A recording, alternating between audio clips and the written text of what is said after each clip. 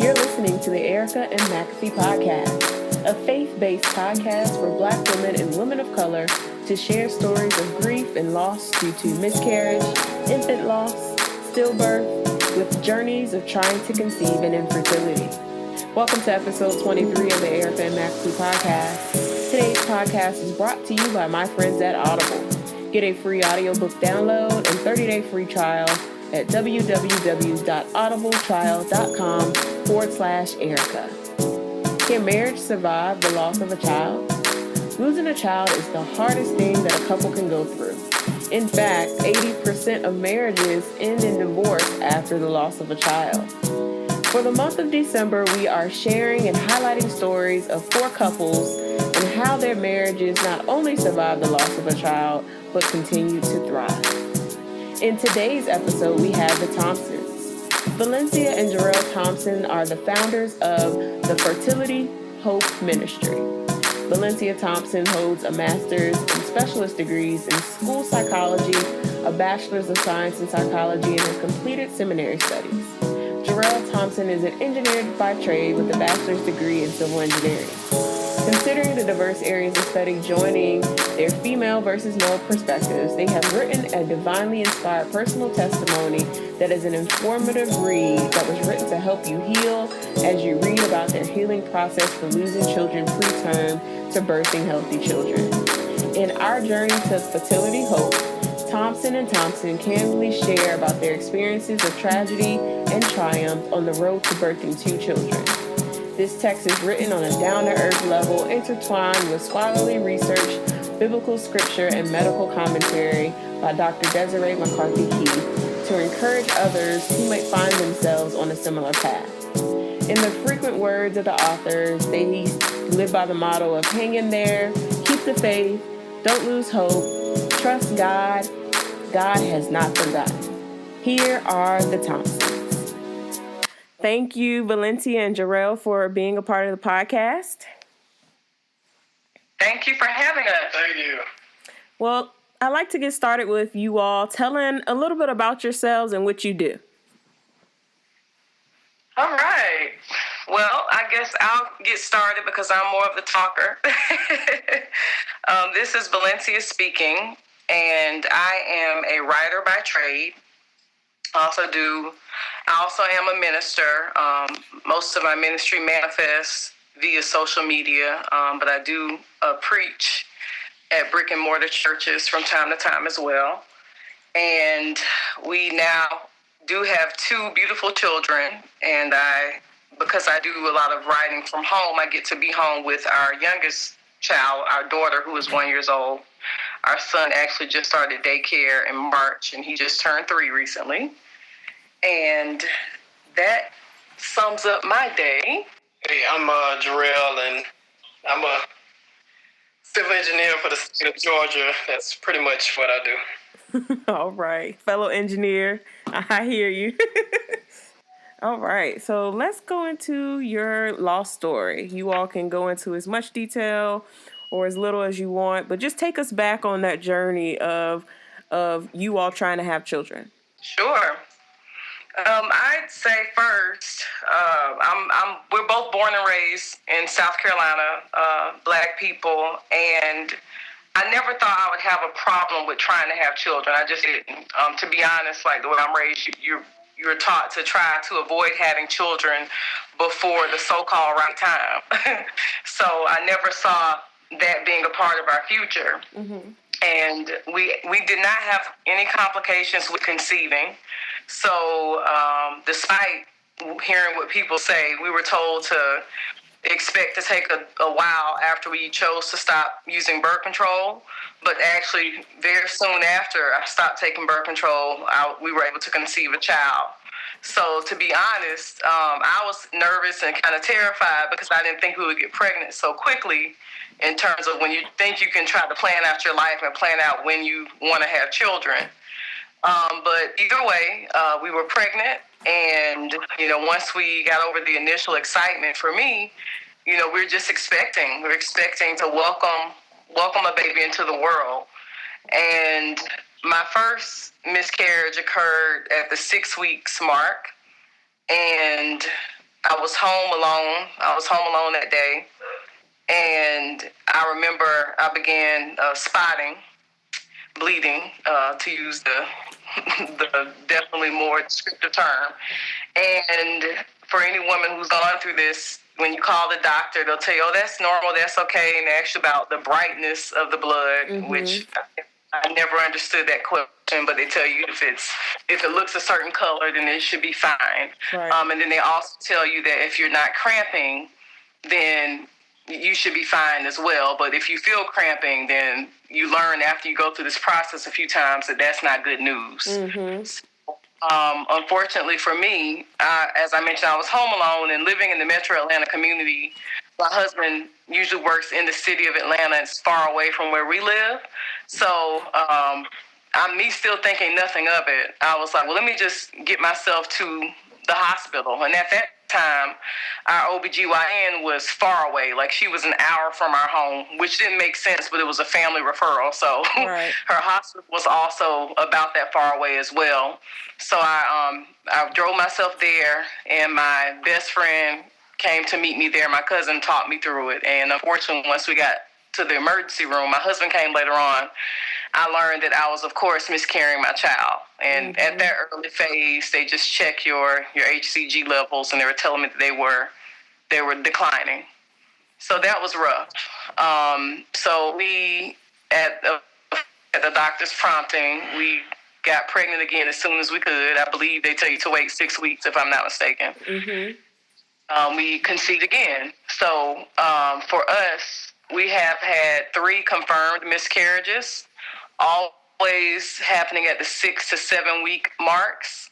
And my OBGYN at the time, you know, she did, once we got to, I believe about the second confirmed one, we did the DNC so that she can try to determine what was going on with our fetus. And at that time, she let us know that that baby had trisomy 13, which just means an additional 13 chromosome. And we know that as humans, we should just have 2. And so that's why she did not survive. We learned that that was a little girl. And for me, once I got to the 3rd confirmed, and I say confirmed because we believe that we had more miscarriages, but when you have them so early, you learn quickly that there's nothing doctors can do for you, so you just end up with high emergency room bills, so I just didn't go to the doctor. And that was also part of my grieving. But to that point, I had a rough experience because when I got to the 3rd one with her, I remember going into her office, and they always would do a pelvic exam, and I never understood why that was necessary at such an early phase, because you're just bleeding. But right. they do. I don't know if I guess they're checking your cervix. They're checking your cervix, yeah. Yeah. So I remember, I'll never forget when she withdrew her arm from my body, and she looks at her glove with disgust because it's covered in blood. And she tells her assistant, she's like, give me something to clean my hands. And she looks at me and says, I don't know what you expect for me to do for you. Ooh. And so then she walks out of the room, and I'm all alone. And so I'm, of course I break down into tears because I can't believe a medical professional would talk to me in such a manner, especially in such a difficult time. But I did as I believe we women always do. I collected myself, got myself together before I walked out, but I knew that I would never return. Right. And while I was bold in knowing I would never return, stuck in the middle of my grief, I had no plans for getting help for myself either, though. I didn't want to further explore what was going on with my body because at that time, I thought I did what I needed to do. I'm thinking, she's the OBGYN, and if there were anything else for me, then she would tell me about it. Right. So, thank goodness I have a best friend who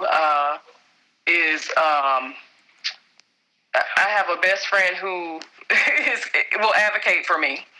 And so she found a specialist on my behalf, even though she lives all the way in New Jersey. And I went to see this specialist. A fertility specialist?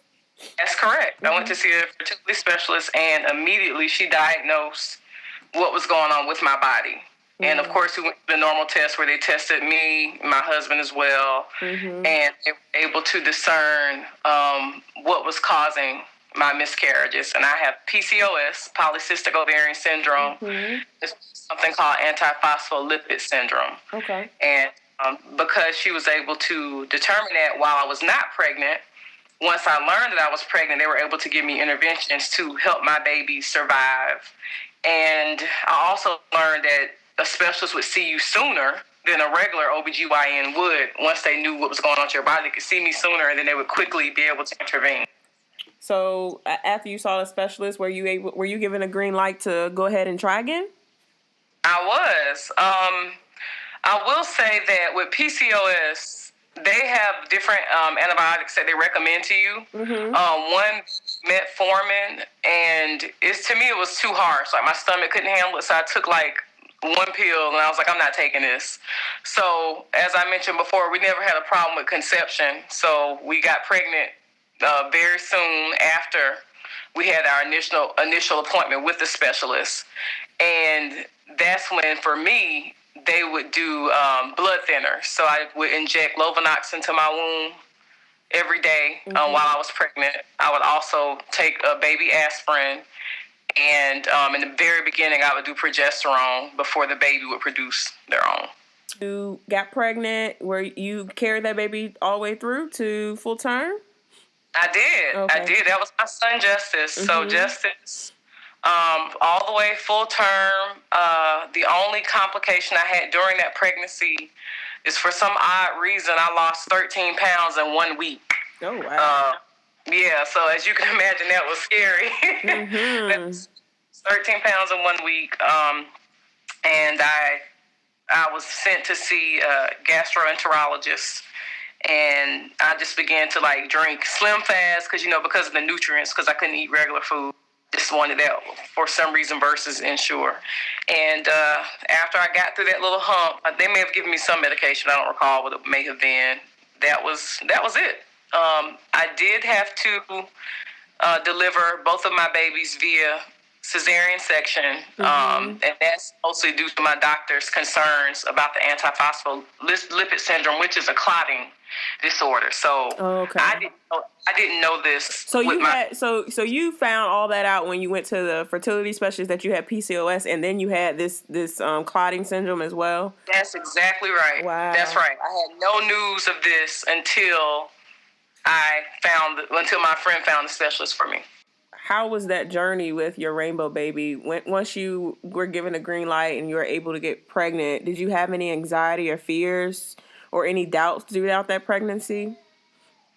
I would definitely say those first few weeks, since I knew that I always miscarried at 6 and 7 weeks, I imagined that was scary. And I say imagine because now he's 3. But I know, like most people I talk to who have lost babies, up until that point, you are nervous, you are, but I would also like to dare say I had a different assurance about myself at that time.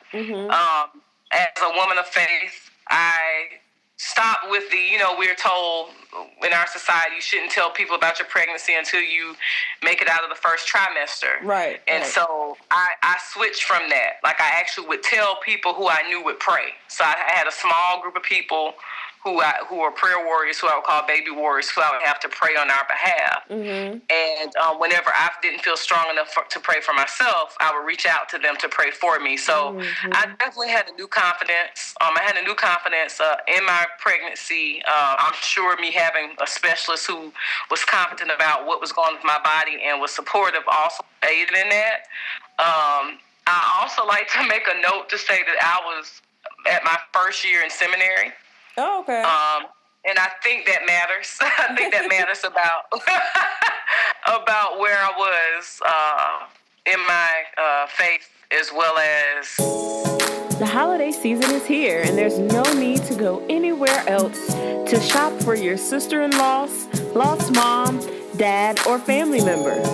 Visit ericamcafee.com/shop for your ultimate holiday shopping guide for lost moms and families. There you will find personalized gifts, Christmas ornaments, jewelry, t-shirts, and other inspirational gifts curated for those who may have recently experienced the loss or this holiday season is just particularly difficult for them. Visit ericamcafee.com/shop to shop for your lost mom and family.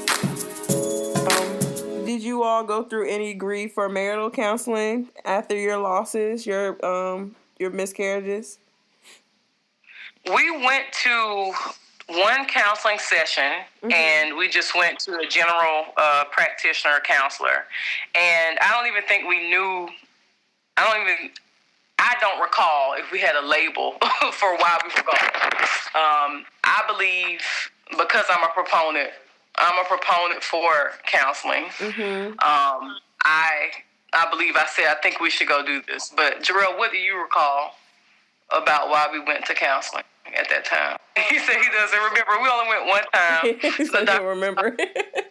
I did. So let's talk about Fertility Hope. What was the inspiration of starting Fertility Hope Ministry? The funny part to me is that I didn't know it was starting, but I think that's how God gets us. To laugh and say God would do these little sneak attacks, as I call them, or he'll trick me into doing something. Even though I know I shouldn't use the word trick with God, but that's my thing with God. So, so it honestly started because I was already a person who was vocal on the internet, in ministry anyway. So I would begin to post pictures of my son Justice, and I would put some form of our testimony or just an inspiring message to encourage other women or families who are waiting to have babies. And somewhere God gave me #Fertility Hope. I know that other women use that as well, but it became something that we grabbed hold to and held on to. And it simply started in that way. First, it was just me posting on my regular Facebook account, and then women would contact me all the time. They would send me messages and say that God prompted them to contact me, or something told them to contact me, because they were experiencing the same thing. They were having miscarriages, or in some instances they couldn't conceive, and they would contact me for prayer. And I couldn't deny what God was doing. Like, it was just happening too far off. And, even if it was someone maybe went to school with me in the past, there are people who I don't talk to at all, presently, but they would just feel drawn to talking to me. And that's truly how it got started. And it happens everywhere I go. To make a joke about it, if you're familiar with the show, the old television show Ghost Whisperer, how the ghost would just find her. That's how it felt for me when I would meet people who were going through the same journey. And I'm like, okay, God, I can't deny this anymore.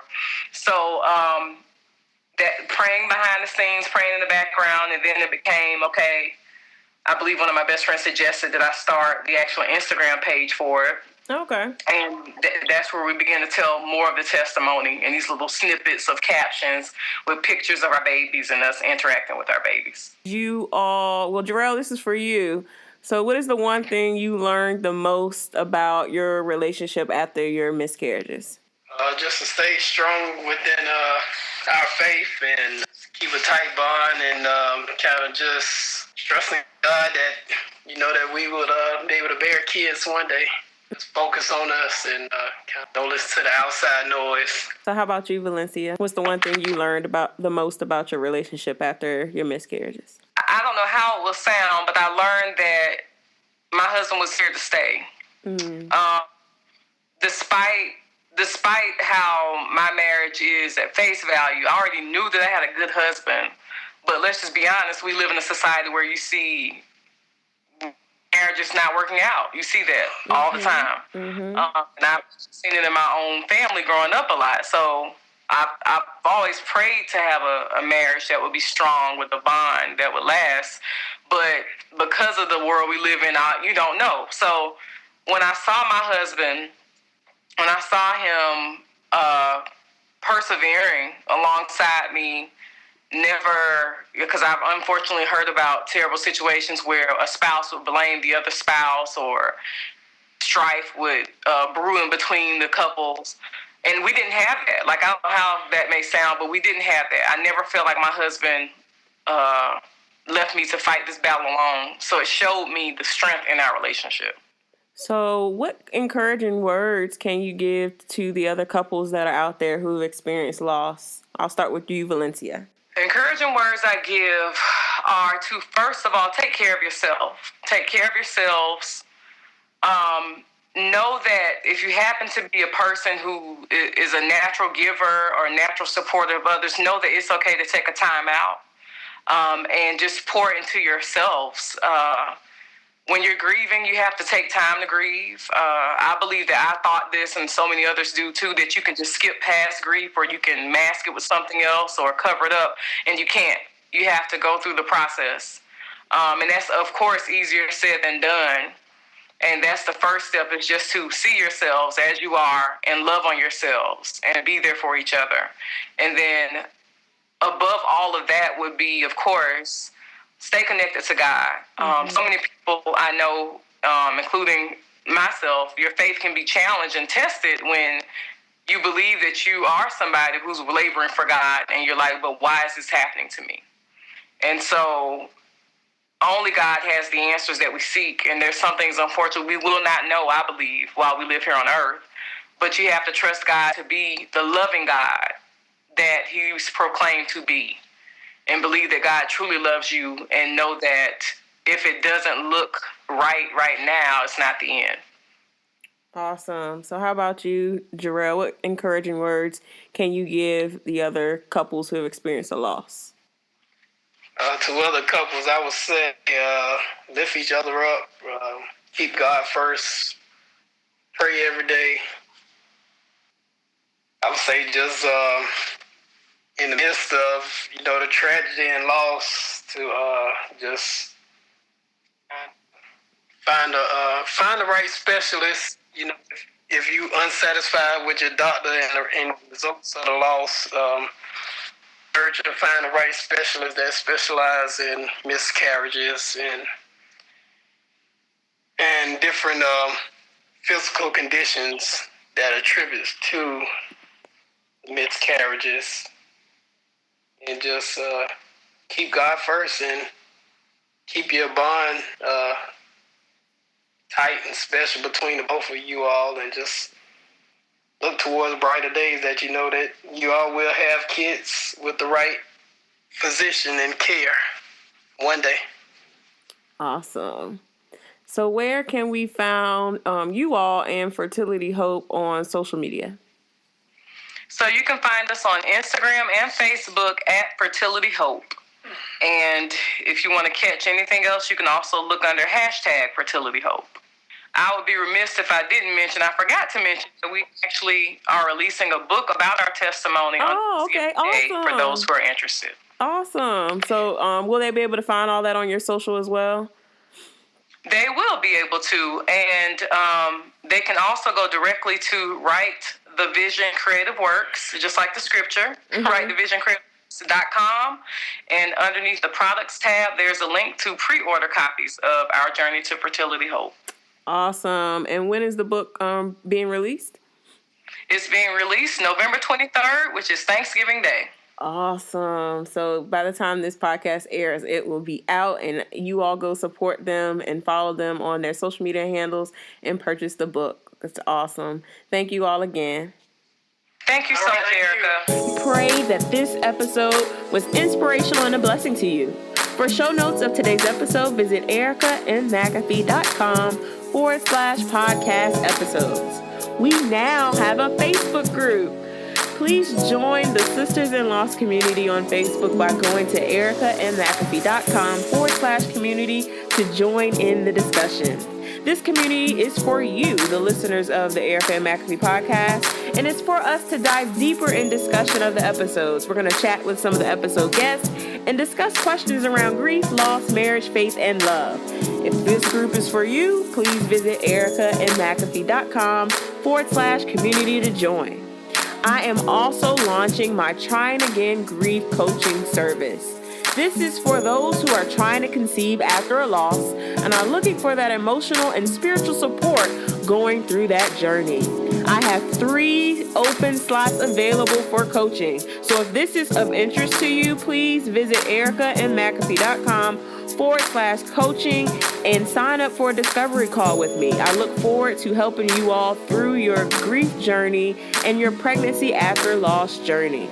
Please do not forget to subscribe, rate, and review the Erica and McAfee podcast, especially if you're listening in iTunes. Keep the faith, and I will talk to you next Wednesday.